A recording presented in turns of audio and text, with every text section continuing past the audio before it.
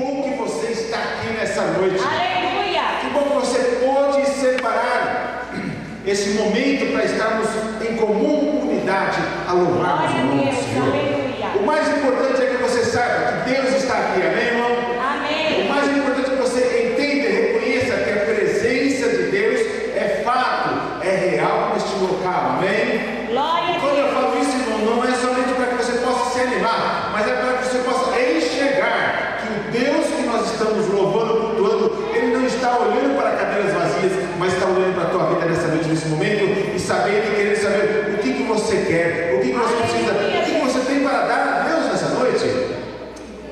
Fala, eu tenho para dar ao Senhor nessa noite. Fala comigo, eu tenho para dar ao Senhor nessa noite. Louvor, honra, glória, majestade. Amém? Esse tem que ser o agente motivacional de você vir à casa de Deus, irmão. Você vir à casa de Deus é de suma importância. Quando falar os que podem, porque muitos estão estudando, muitos estão ainda no local de trabalho, se deslocando para suas casas, para cá, mas o importante é que você está aqui nessa noite para ser ministrado, para ministrar a Deus louvores e para ser ministrado pela palavra do Senhor. Amém? Amém. Abra sua Bíblia lá no livro de Atos, capítulo 20, do verso 7 ao 12. Atos 20, vamos lá. Atos 20, do verso 7 ao 12. Tá um barato, parece que estou pisando em biribinha aqui, ó. Olha só.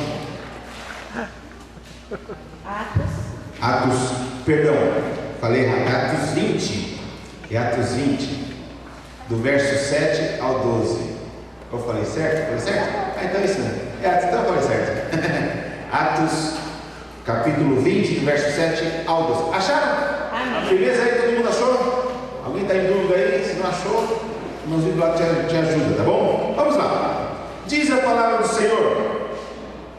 E no primeiro dia da semana, ajuntando-se os discípulos para partir o pão, Paulo, que havia de partir no dia seguinte, falava com eles e alargou a prática até a meia-noite. E havia muitas luzes no cenáculo onde eles estavam juntos.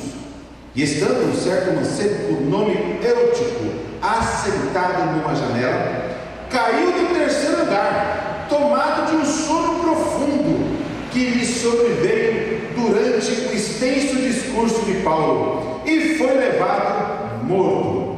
Paulo, porém, descendo, inclinou-se sobre ele e, abraçando, disse: não vos perturbeis, que a sua alma nele está.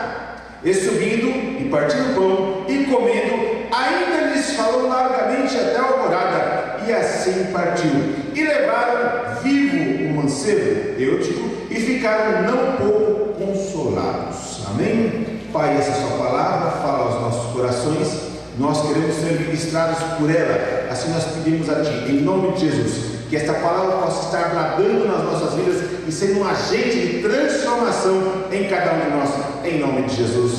Amém, Senhor? Amém. Aleluia.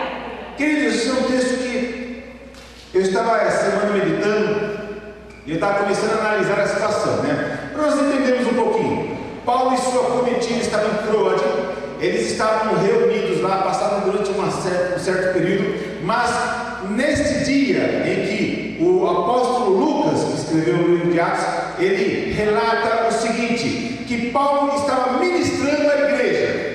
Paulo, ele separou e falou que foi no primeiro dia, ou seja, era um culto de domingo. Olha só que legal, Paulo reuniu todo mundo, reuniu todos aqueles que estavam com ele, falou: igreja, eu tenho algo da parte de Deus para falar a cada um de vós. E ele tinha esse dom, porque ele, como mestre, ele estava discipulando, estava levando às igrejas a palavra do Senhor, ensinando aqueles que ali estavam compartilhando em prol dessa palavra. E estava Paulo pregando. Era um domingo, imagina só, irmão, culto de domingo, casa cheia, bombando. Estava Paulo e a comitiva, todos ali, para poder estar declarando a palavra do Senhor.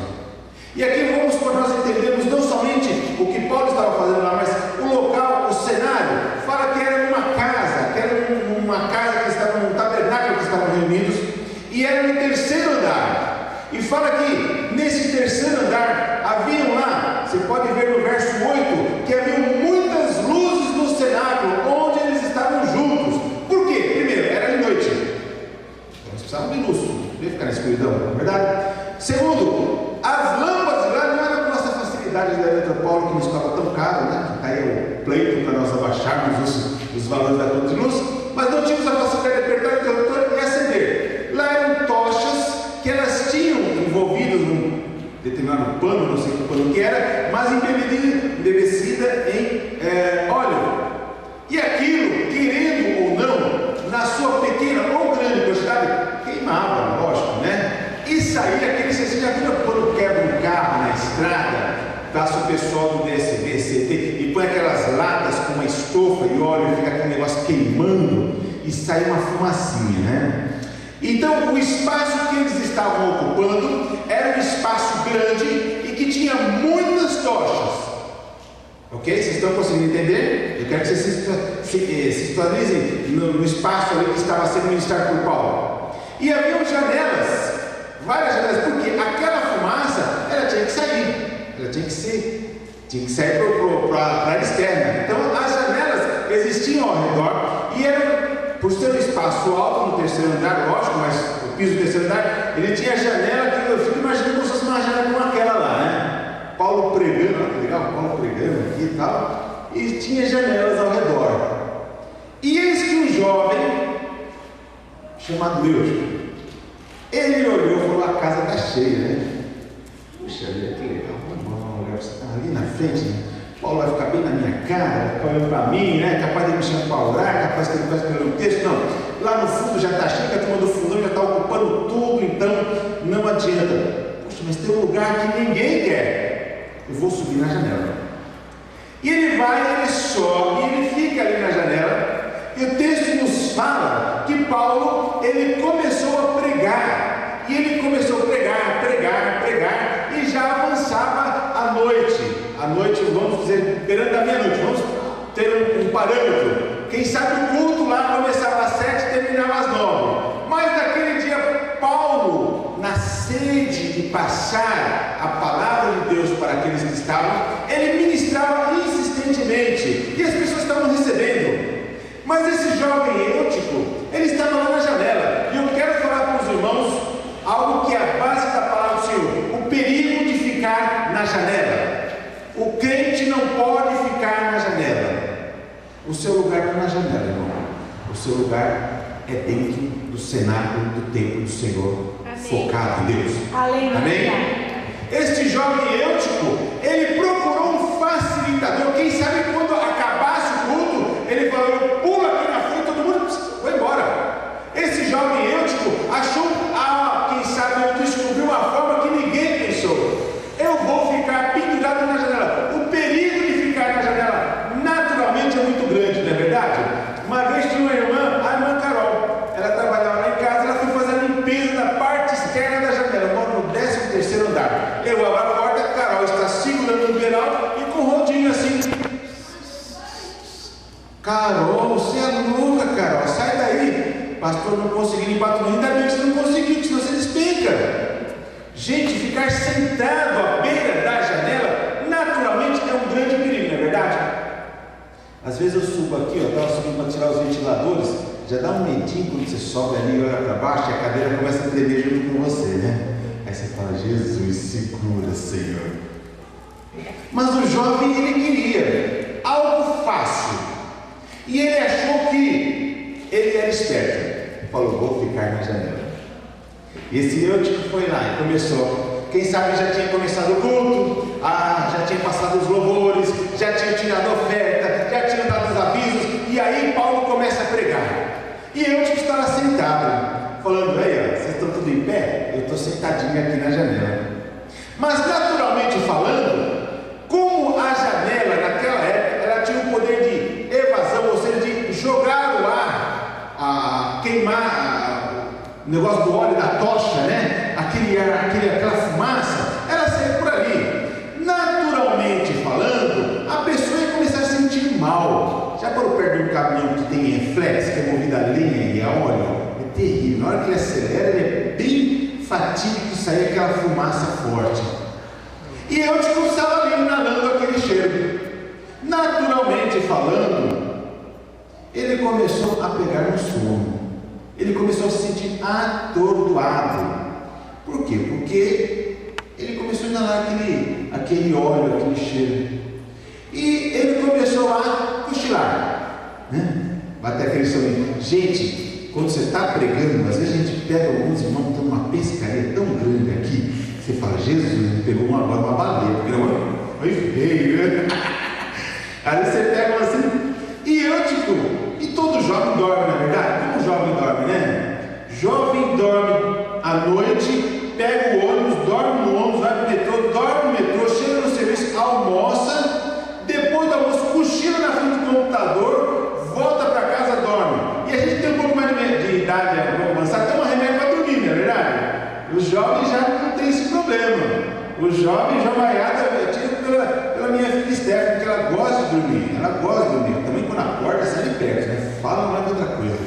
Mas gosta de dormir. Já percebeu no metrô? A moçada tudo está roncando, babando e está lá. Como dorme o jovem? E a gente que tem um pouquinho mais de experiência, se deixar ficar a noite inteira que nem coruja, né? Acordadão. Mas eu que era um jovem, aqui fala a palavra que ele era um jovem. E ele cochilou. E ele, ouvindo ali a palavra, e fala que o texto que nós lemos, que Paulo, ele estava ministrando, e veio sobre ele, isso no verso 9, veio sobre ele um sono profundo. Mas antes de Eutico, ele cair ao sono, eu fico imaginando a cena. O perigo não era somente dele cair como foi o fato, mas o perigo era que ele estava olhando para Paulo e olhava para fora. Ele olhava para aquilo que Paulo ministrava e ouvia muitas vezes, mas também ele enxergava lá fora aquilo que estava acontecendo. Ele se distraía, ou seja, ele não estava fortemente ou firmemente fincado naquilo que era a palavra de Deus que estava sendo ministrada ali. Eis aqui um dos perigos, irmãos, de você estar na casa de Deus dividido, de você estar ouvindo a Deus e ao mesmo tempo ouvindo aquilo que a carne fala. Imagina só, eu vendo lá as menininhas falando, vamos lá no McDonald's, lá no Jardim das Oliveiras, vamos lá passear, vamos fazer alguma coisa, e ele ficava ali dividido. Esta divisão, irmãos, ela promove uma sonolência espiritual em todo crente.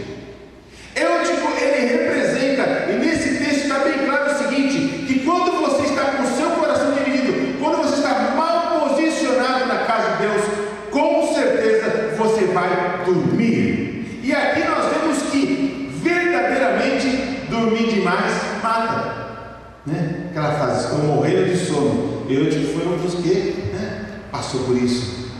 Irmãos, grandes perigos nós temos. E nós muitas vezes nos colocamos nesses perigos porque nós não adotamos um posicionamento conforme a vontade e querer de Deus. Às vezes nós estamos dentro da casa de Deus, estamos alguns minutos ouvindo a palavra do Senhor, mas outras vezes nós estamos pensando ou vendo aquilo que vamos fazer amanhã ou depois de amanhã. Quando nós estamos diante de Deus, irmãos, eu quero falar para vocês essa noite, você tem que estar totalmente fincado e olhando para Jesus. Aleluia. Você não pode estar servindo a Deus e servindo ao mundo, servindo a Deus e servindo a tua carne, porque se isso acontece, irmão, com certeza Satanás vai vir e vai lançar uma dormência na tua vida espiritual, em que você com certeza vai cair. E a situação que Eutico passou representa justamente uma morte espiritual. Ele caiu no terceiro andar, irmãos. E cai no terceiro andar, sabe o que é? Ele justamente, se tivesse caído para dentro da igreja, a morte não seria tão certa. Mas como aquilo que estava pendendo o coração dele, que era para as coisas de fora, ele caiu no terceiro andar e ele morreu. Satanás quer matar você espiritualmente, irmãos. E uma das formas dele fazer isso é dividir a tua adoração com Deus e com as coisas do mundo. Satanás quer fazer com que você possa falar, eu sou crente, eu sou um homem de Deus, eu sou uma pessoa que vivencia a palavra, eu sou uma pessoa que caminha segundo a palavra,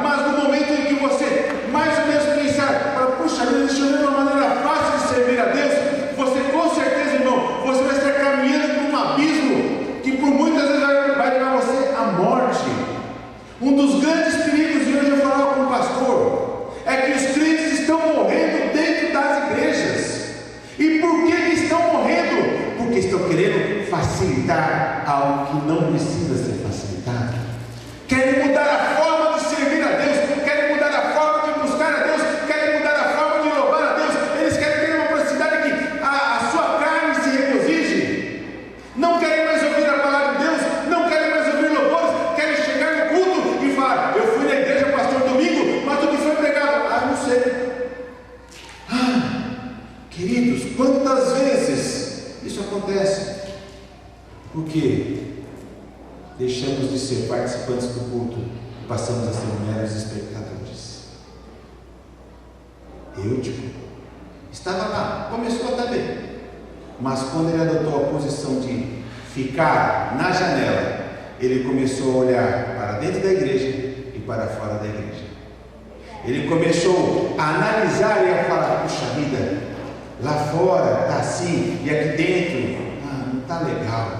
Ele começou, como assim Eva foi seduzida pela serpente, por aquela víbora, para que pudesse estar pecando. Quando você está posicionado na janela, irmão, você começa a abrir uma brecha muito grande para que Satanás venha com palavras doces, tentando fazer você cair numa sonolência.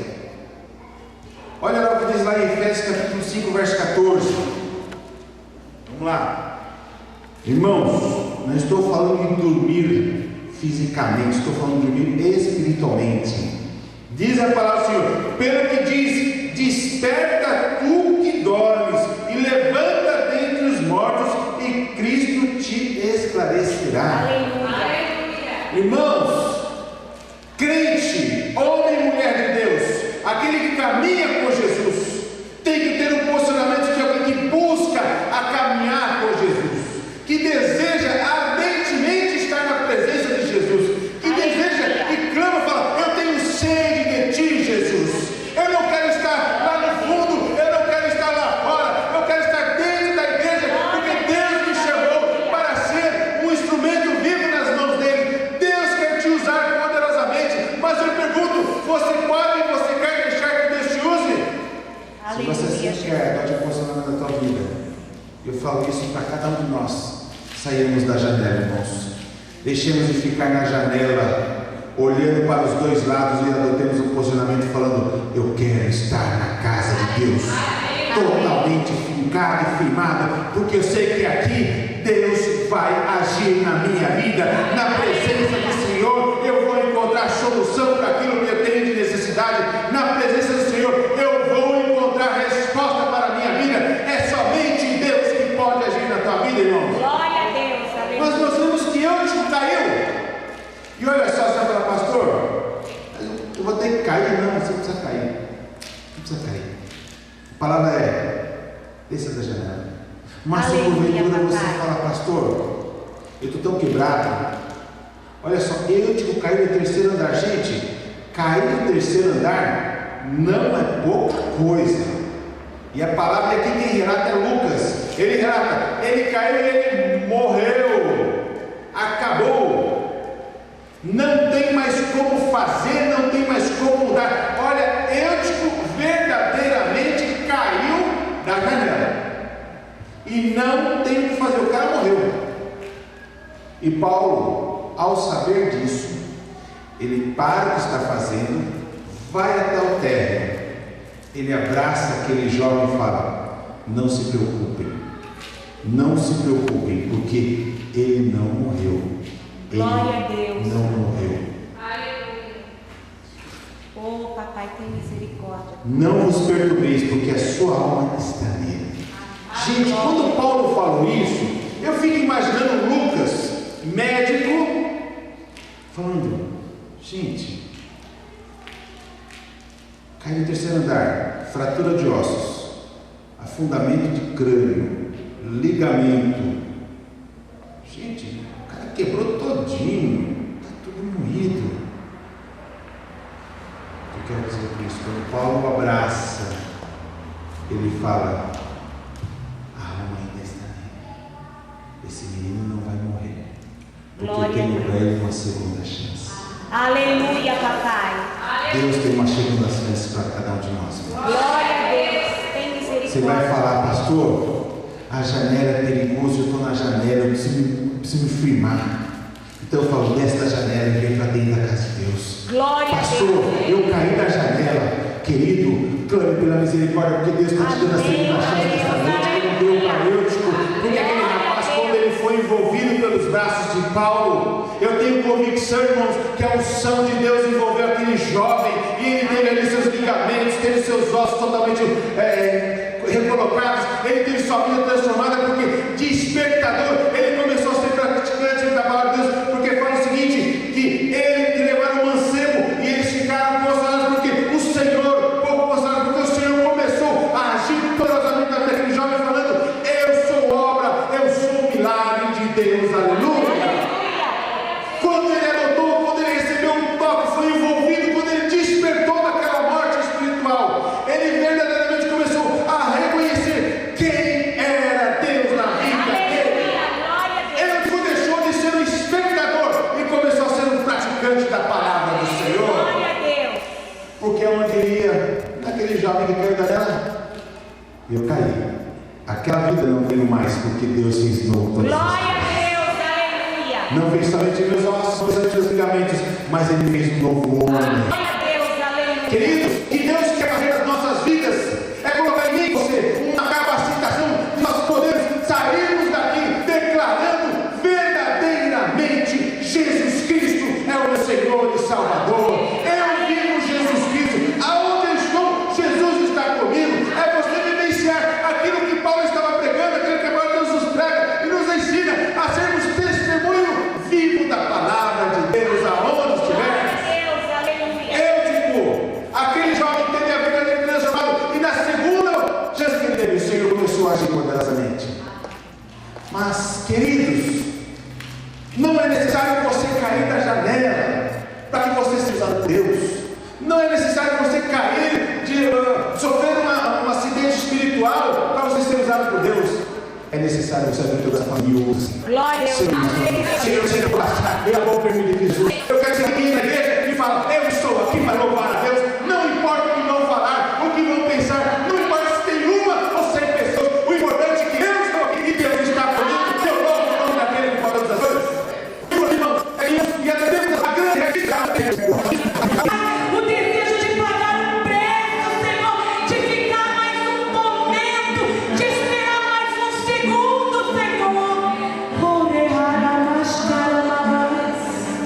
Oh, Pai, aqueles que estão cansados, Pai, e por isso, Senhor, dormiram e caíram, estão quebrados.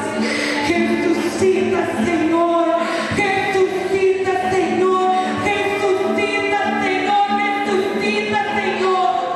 Visita, Deus, que esta palavra chegue em todos os lares, como chegou hoje para a nossa vida, Senhor, e nós te louvamos, porque já recebemos, Pai, o Espírito de graça e de súplica, com o qual nós clamamos hoje.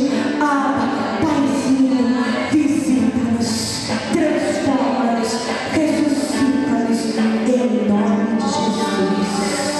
Cante ao Senhor este cântico, aleluia.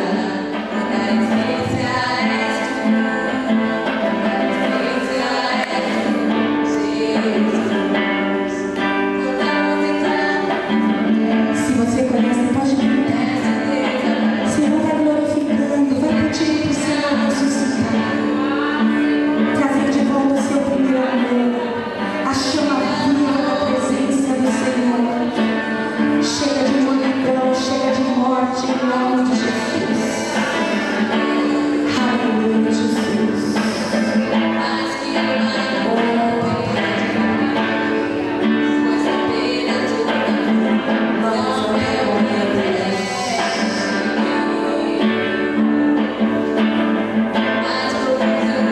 Bendito seja o teu nome, Deus.